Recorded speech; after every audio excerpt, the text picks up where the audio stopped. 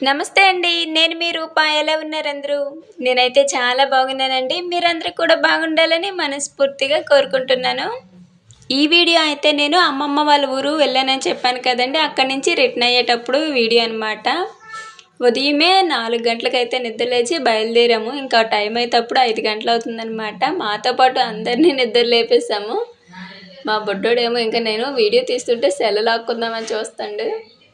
అంటే సున్నాలేసినోళ్ళు వస్తున్నారనమాట. అందుకనే త్వరగా అయితే మేము ఇక్కడి నుంచి బయలుదేరాము. వాళ్ళు అసలు మమ్మల్ని అంటే ముందు రోజు సాయంత్రమే వచ్చేయమన్నారు.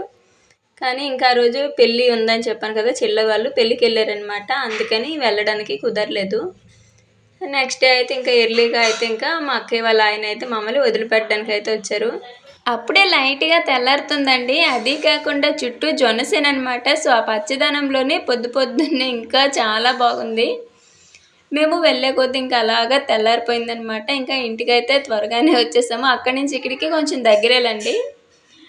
ఇంకా లేచి అలాగా మొహం కడుక్కొని వచ్చేసామనమాట. ఇంకా బ్రష్ చేయడం ఏమీ లేదు. మళ్ళీ మేము లేట్ అయితే సున్నాలేసేవాళ్ళు ఎక్కడ అంటే వేరే పనికెళ్ళిపోతారు కదా! సో, అది అందుకని కొంచెం తొందరగానే వచ్చేసాము.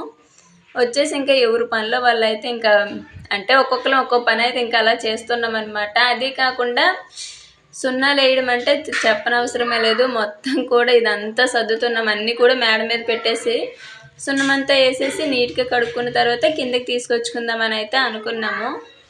ఇంతలో మా అమ్మని ఇంకా రాకపోయేసరికి ఇంటికి పంపిస్తాను. అతనేమో వేరే పనికి వెళ్ళిపోయారంట. మీరు నిన్న సాయంత్రం రాకపోయేసరికి రారేమో అనుకోని వేరే పనికెళ్ళిపోయాను. ఇప్పుడు పని ఆపేసుకొని నేను రాలేను కదా! సో, మీరు బట్టలకి అంటే నెక్స్ట్ డే ఏమో మేము బట్టలకెళ్తాం అనుకున్నామనమాట పెళ్లి బట్టలకి. ఇంకా పెళ్లి బట్టలకి మీరు వెళ్ళొచ్చిన మరుసటి రోజైతే వేద్దాంలే అని అయితే అన్నారు. మెయిన్ పెళ్లి బట్టలు తీయటం కోసమే ముందు ఇల్లంతా శుభ్రం చేసేసుకుందామని అయితే అనుకున్నాము. కానీ ఇంతలో ఏమో అతనేమో రాకపోయేసరికి మొత్తం కూడా రివర్స్ అయిపోయిందనమాట. నేనేమో ఈ విషయం తెలియక మేడ మీద వచ్చైతే మొత్తం ఊడ్చేస్తున్నా. ముందే తుడిచేసుకొని మొత్తం కడిగేసుకుంటే సున్నం వేసిన తర్వాత నీట్‌గా ఉండిద్దిలే. మళ్ళీ సున్నం వేసిన తర్వాత మొత్తం కడిగితే గలీజ్ అయిపోయిద్దని నేను అనుకున్నా. ఇంక ఇద్దరు పిల్లలతో కష్టం కదా! అందుకని ఇంక రేణునైతే ఇక్కడ స్కూల్‌కైతే పంపిస్తున్నాను. అంటే ఇక్కడ గవర్నమెంట్ స్కూల్ ఉండిద్ది కదా! మా వీధిలో పిల్లకాయలు ఉన్నారనమాట. వాళ్ళతో పాటు పంపించేస్తున్నా. రేణు వెళ్ళిపోయిందంటే ఇంక సాత్విక ఒక్కతే కాబట్టి చాలా ఈజీగా మేనేజ్ చేసేయవచ్చు. ఇంక సున్నాలు వేసినోళ్ళు రారు అని తెలిసాక ఇంకా ఎలానో మనకి పెళ్ళుంది కాబట్టి అప్పటికప్పుడు అన్ని పనులు అవ్వవు కాబట్టి బట్టలు అన్నీ కూడా ఉతికేసి జాడించేసి మడతలు పెట్టేసి ఎవరింటికాడైనా పెట్టేసేద్దాం. తర్వాత ఏమో నిదానంగా సున్నాలేసాక తీసుకొచ్చుకుందాంలే అని అయితే అనుకున్నాము. ఇంకా అందుకని చెప్పి ఈరోజైతే అసలు చేతులు పడిపోయినాయి అనమాట. 4 బకెట్ల బట్టలు ఉతికాము. ఇంకా బంతులు, దుప్పట్లు అన్నీ కూడా ఉన్నాయి. అవి కాకుండానే 4 బకెట్ల బట్టలనమాట. అంటే మొత్తం కూడా సెల్ఫ్‌లో ఉంటాయి కదా! అవన్నీ కూడా తీసేసి అలాగా ఒక్కొక్కసారి దాని పైపైన సబ్బు పెట్టేసి జాడించేసాము. అంటే పెళ్ళి కదా! ఇంకా అన్నీ కూడా నీట్‌గా శుభ్రం అయితే చేసుకోవాలనైతే అనుకున్నామనమాట. అందుకని మొత్తం క్లీన్ చేసుకుంటున్నాం. నేను ఉతుకుతుంటే మా చెల్లేమో జాడించేస్తుంది. ఇంకా మా అమ్మేమో మా బుడ్డదాన్ని ఆడించుతుంది. ఈ పాటికి పెళ్లి పనులన్నీ కూడా చేసేసుకొని ఫ్రీగా ఉండాల్సిన వాళ్ళం. కానీ ఇంకా మాకైతే ఒక్క పని కూడా అవ్వలేదు. ఇంకా నేను ఎర్లీగా వచ్చాను కాబట్టి ఇంకా కొంచెం బెటర్ అనమాట. లేదంటే ఇంకా లేట్ అయ్యేది. సన్‌స్లైడ్ మీద ఉన్న సామానంతా కూడా బయటనైతే పెట్టేసాము కడగడానికి. ఇంకా మొత్తం ఇల్లంతా కూడా చాలా వరకైతే ఖాళీ చేసేసి మొత్తం బూజు తుడిచేసుకొని మొత్తం నీట్‌గా తుడిచేసుకున్నాము. ఇంటి పని చేశాం కదా! చాలా ధూళైతే పడిపోయిందనమాట. ఇంకా దానికి గోడలు మొత్తం తుడుచుకోవాల్సొచ్చింది. అయితే మా అమ్మేమో మరోవైపు ముందు వంటగది అయితే శుభ్రం చేసేసి కడిగేసి అదైతే క్లియర్ చేసేసాము. ఎందుకంటే వంట చేయాలి కదా! అమ్మకైతే వంట అప్పజెప్పేసాము.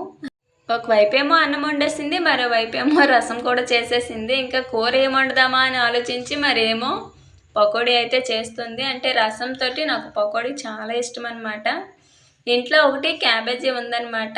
ఇంకా క్యాబేజీతోటైతే అంటే క్యాబేజీ బుట్ట దాంతోనేమో పకోడీ అయితే చేస్తుంది. మా అమ్మ పకోడీ చాలా బాగా చేస్తుంది. అదీ కాకుండా చాలా తొందరగా చేస్తుంది మెయిను.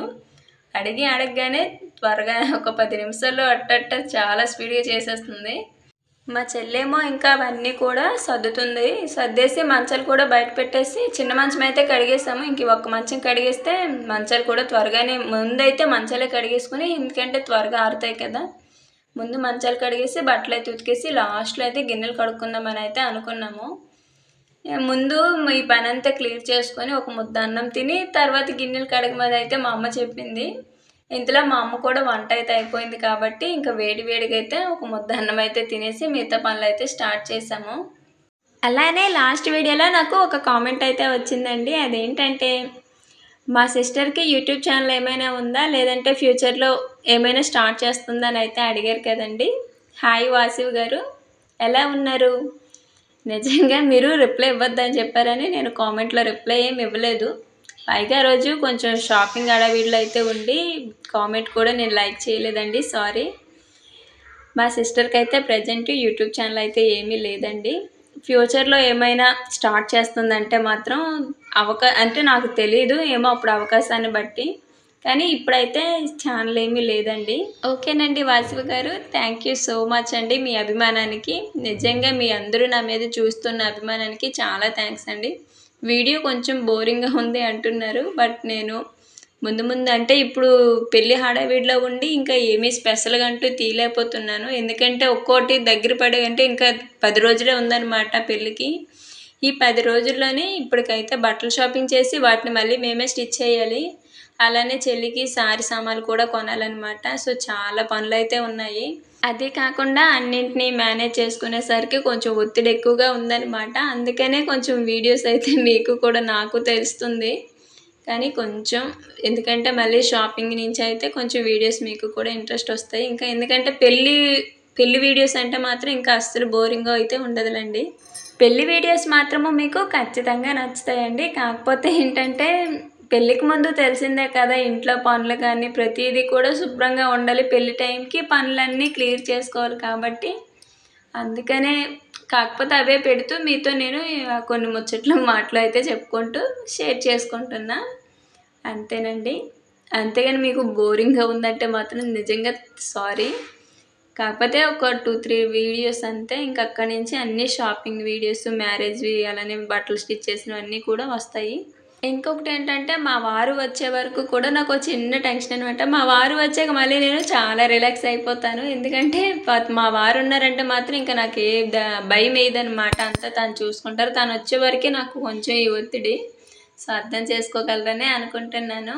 గిన్నెలన్నీ కూడా కడిగేసి బయట అయితే ఎండలో అయితే పెట్టేశాము. నిజంగా చెప్తున్నానండి, 2 మంచుల మీద ఉన్నవన్నీ సామాన్లు కూడా నేనే కడిగాను, అంటే తోమాను.